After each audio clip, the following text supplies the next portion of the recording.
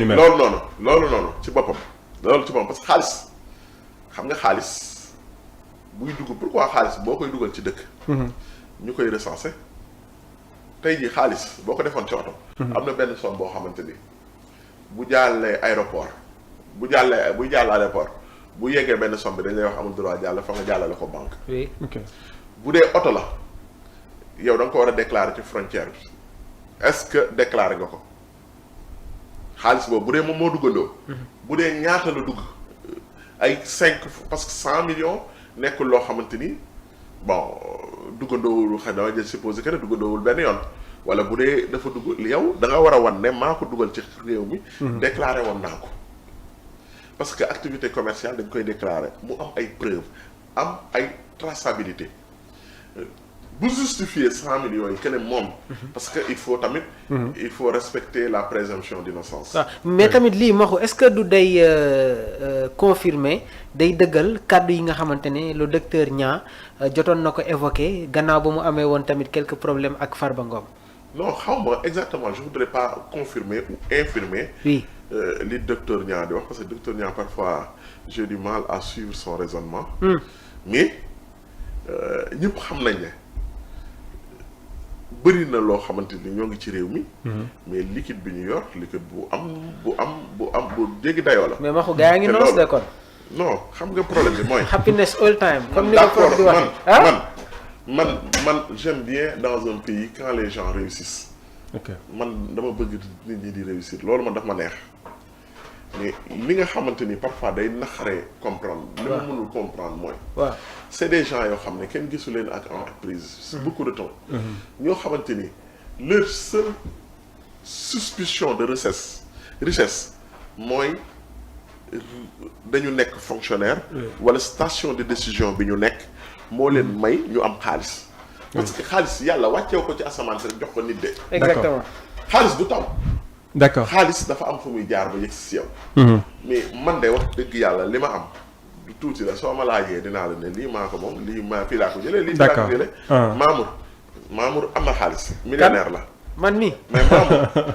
yaakaar naa ngi déclaré li mu am. amin millions yi mu am nii. Mamour war na. à chaque fois di wax ne lii laa fi am lii laa fi am fii laa ko jëlee.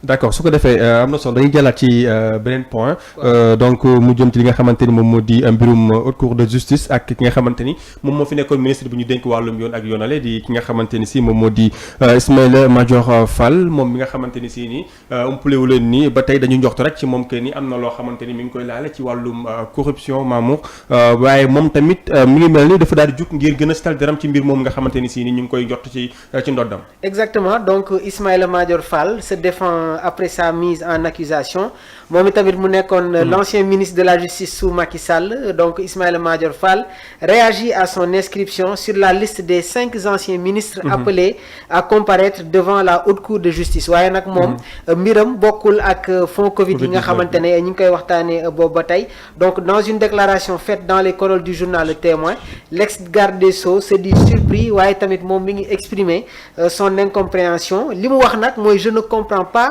que mon nom soit associé à la requête du ministre de la Justice pour une traduction devant la haute cour de justice. Je suis pleinement surpris et je soupçonne que des gens veulent s'adonner à des règlements de compte à mon endroit, a-t-il confié. mu nekk réaction bi nga xamante ne moom la indi gannaaw ba mu déggee tamit son nom jamono ji sur les polémiques sur l'actualité bi nga xamante ne mu ngi secouer le Sénégal jamono ji. merci beaucoup Mamour mi ngi noonu donc mu mel ni que ni moom Ismaïla Madior Fall mi ñu fi dénkoon wàllum yoon ak yoonal mi ngi jéem setal deram ci turam bi ñuy tudd ci mbirum li nga xamante ni si njort ci moom wàllum corruption donc premièrement avant ñu dugg ci set bi ministère deram sax ancien ministre de la justice ci foofu le dossier reposerait notamment sur une confession détaillée d'un entrepreneur affirme le journal précisant que ces déclarations auraient été corroborées par celles du directeur des constructions des palais de justice oui mi ngi noonu en tant qu'ancien ministre de la justice ku ñu dénk wàllum yoon ak yoon ñu dégg sa tur ci malgré ba léegi am na tamit li nga xamante ni moom moo di présomption d'innocence maanaam ba léegi kenn waxul que ni moom moo def mais turam ñu ngi koy tudd ci mbirum wàllum corruption muy guerre. xam nga pour moi xam nga moom dañu koy toppee c'est une affaire de rétrocommission. rétrocommission mooy. waaw construction de palais de justice bi sama professeur maa ngi jégalu tamit de. ah c'est ton prof de. xam nga rétrocommission. rétrocommission ça veut dire que construction du palais de justice. mais ñu njorti ne li ñu ko toppee mooy da nga jox marché yi ñoo xamante ni. dañ ko gagné yow ñu jox la xaalis parce que supposons comment ça se fait man kat dama bëgg a tabax benn école. ni ma war a joxee marché bi man ma fexe ba Badara comme kii day ragal la. Badara gagné na marché bi dafa bëri kat. chaque affaire émission tudd sama tur. école bi dañ ko war a construire ci somme 10 millions. man ma fexe ba Badara gagné construction école bi. sur 25 millions. xam nga y a un surplus de 15 millions. 15 millions. surplus boobu de 15 millions léegi Badara xam na ne affaire bi yëpp li koy defal yëpp 10 millions la. da nga nar a xëy rek gars yi woo léegi Badara. encaissé na 15 millions de plus. léegi 15 millions de plus boobu noonu. Badara daf may jox rétrocommission ci suuf. ñaata. y a 15 millions peut-être que 7 millions 500 man la koy jox moom mu jël 7 millions 500 wala sax Badara jël 5 millions comme dafa yaru jox ma 10 millions. non loolu mooy rétrocommission. rétrocommission tamit lenn am na. mooy lan yow nga jox nit marché boo xamante ni comme supposons y a une suspicion de rétrocommission sur l'obtention de l'autoroute à péage. Oui. Parce que lépp ay suspicion la. Oui. C'est ce qu'on appelle des faisceaux d'indices. léegi des faisceaux d'indices loo xam ne kan yortu nañu ne. lii lay indi léegi l'autoroute à péage ñëpp xam nañ ne li ñu ko joxee. li ñu ko joxee c'est l'un des plus grands scandales dans l'histoire financière de ce pays-là. ñu joxe ko nga joxee ko loo xamante ni xam na ne baaxul. mais kiy joxe xam na ne lii ngay joxe ni baaxul. mais da koy jox nit pour que nit ki bu ko naree na joxee 10 millions. bu ko naree na jëndee 10 millions mu jëndee ko 5 millions. xam nga y a un écart de 5 millions encore moom xam na ne gagné na 5 millions léegi rétrocommission da lay jox benn 2 millions mu dikkee ko ñaata benn 7 millions. loolu mooy rétrocommission et loolu sur des marchés publics c'est interdit. loolu c'est interdit tey jii nu mu tuddati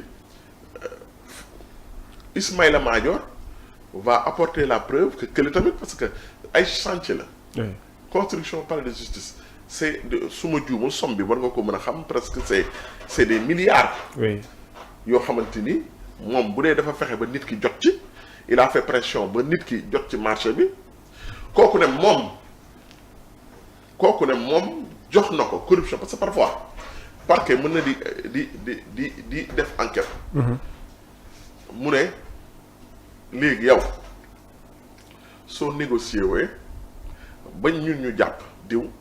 li ñu la waroon toppee dañ koy wàññi wala kii bi ñu am nu mu tuddati preuve yi ñu am contre yow ñu xool ñu demander à ce que ñu wàññil la li ñu la war a toppee wala loolu léegi il fournit les informations qu'il a contre l'accusé day collaborer avec la justice est-ce que yaa ngi dégg bu baax day collaborer avec la justice ki accusé Ismaïla Madior kooku moo ki chef de la construction moom moo gagné woon marché yi moom moo ne Ismaïla Madior jox na ko rétrocommission.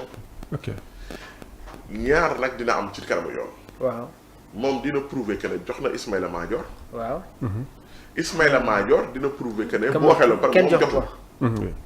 loolu nag Ismaïla parce que loolu c'est un processus xam nga tey jii haute cour de justice. kon dafay am loolu mooy les éléments à charge ak les éléments à décharge. waaw parce que loolu day am. parce que bul fàtte ne. oui le juge d'instruction foofu yëg sa gu fa laa ñëw. waaw le juge d'instruction.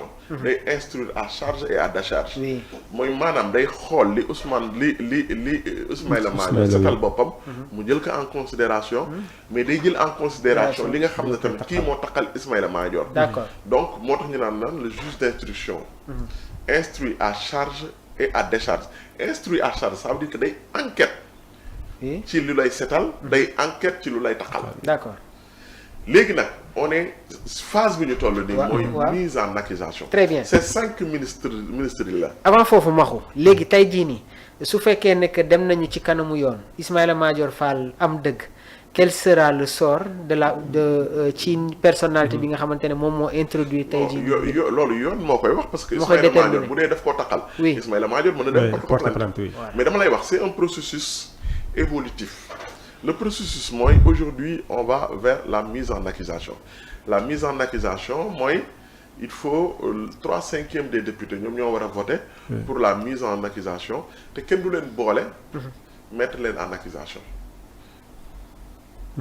te mise en accusation sur mise en accusation la maanaam bu ñu nee Ismaïla Madior qui est d'accord pour la mise en accusation de Ismaïla Madior dañoo soxla 99 députés yu voté yoo xam ne d'accord nañ pour mise en accusation mën a valable mën a aboutir bu ñu ko voté bu te 99 députés yooyu nga xam ne moo représenté 3/5 de l'Assemblée nationale ñooñu noonu les 5 yi nga xamante ni ñoom ñooy composer la haute cour de justice duñu ci bokk mooy lay Aliou Ndao Amadou Ba amoon na 8 personnes ñoo xamante ni ñooñu duñ ci bokk leurs suppléants dinañ voter.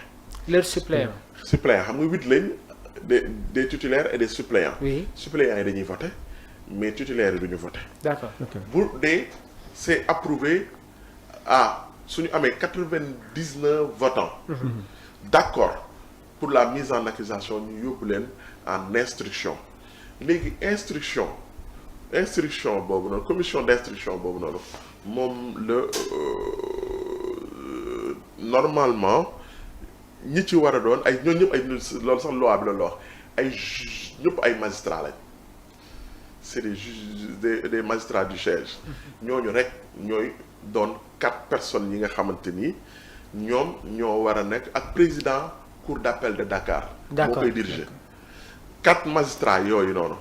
nga xam ne ñoom ñoo war a def l'instruction. ñoom ñoo war a xool ndax Ismaïla Madior ñoo war a enquête. à charge et à décharge Ismaïla Madior li ñu koy toppee dëgg la wala du dëgg Moustapha Diop li ñu koy toppee dëgg la du dëgg. Exactement. Mansour Faye li ñu koy toppee. takk na ci wala takku ci. Waaw. D'accord. ñoom 5 yooyu nag. Oui. instruction bi nag. waaw. mën na gaaw mën na yeex. mën na yéex ci foofu sax gis nañu benn information bi nga xamante ne moo ñu dab. donc assemblée bi dinañu réunir ce lundi en séance plénière. Lundi 28 avril 2025 l'ordre du jour porte sur l'examen de projets de résolution pour constituer des commissions ad hoc en vue de statuer sur la levée de l'immunité parlementaire des députés Moustapha Diop ak Salimata Diop. D'accord, merci beaucoup. waaw c'est ça.